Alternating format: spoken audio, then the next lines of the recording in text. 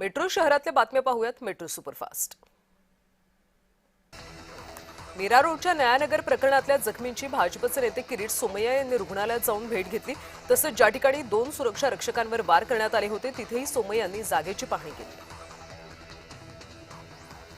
नागपूरच्या civil lines परिसरातल्या HP एजन्सीमध्ये संताप अनावर झाल्यानं ग्राहकानं महिला कर्मचाऱ्यावर चक्क टेबल उलटवलं। या वादाचा व्हिडिओ समाज माध्यमांवर व्हायरल झालाय। गॅस तुटवड्यामुळे नागरिकांचा संताप वाढतो।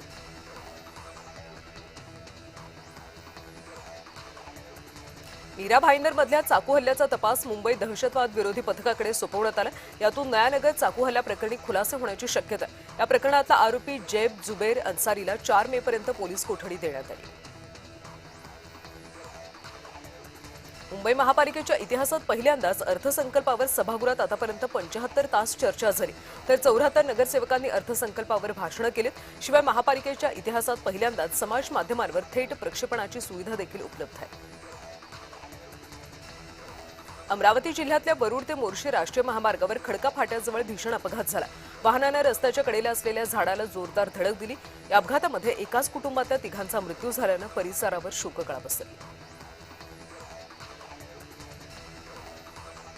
बुलढाणामध्ये शिवाजी कोण होता या पुस्तकावरून सुरू झालेल्या वादामध्ये सीपीआयचा सुरू असलेलं आंदोलन पोलिसांनी दडपून टाकलं। पोलीस बळाचा वापर करून कार्यकर्त्यांना पोलिसांनी ताब्यात घेतलं, त्यामुळे कार्यकर्त्यांनी संताप व्यक्त केला। छत्रपती संभाजीनगर इथल्या महामार्गावरच्या इसारवाडी शिवारात पाणी गळती झाली। शहराला पाणीपुरवठा करणाऱ्या मुख्य जलवाहिनीला गळती लागल्यानं लाखो लिटर पाणी वाया गेले। शहराच्या पाणीपुरवठ्यावर परिणाम होण्याची शक्यता वर्तवली जाते।